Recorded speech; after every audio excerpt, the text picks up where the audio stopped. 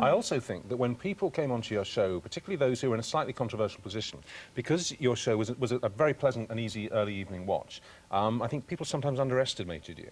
And Ike was full of it, really, when he came on your show. Everyone remembers that interview who saw it. And actually, you kind of took him apart in using a technique that Paxman wouldn't have employed. It was just a very, very gentle but lethal wit.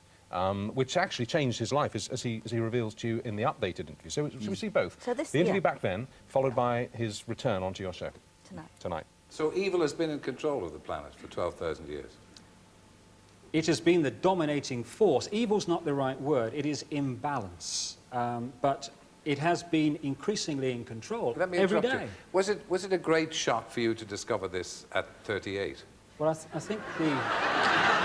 I think the word is gobsmacked. But again, you know, the best way of removing negativity is to laugh and be joyous. So I'm delighted that there's so much laughter in the audience tonight. But no, it's a... But just let me say this. They're laughing at you. They're not laughing with you. Fine.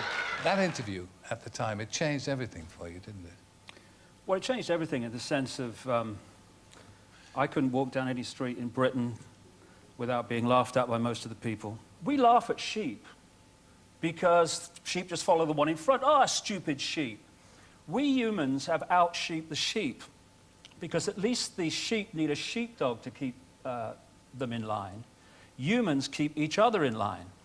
And they do it by ridiculing or condemning anyone who commits the crime, because that's what it's become, of being different.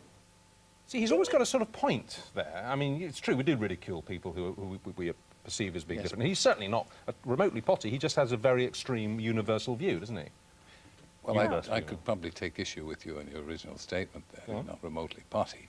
I think the views he's expressing are views of conspiracy theorists. You know, that a certain clique has been running the world since early Sumerians. Now, if they've been running the world that long, how come the world isn't in better shape?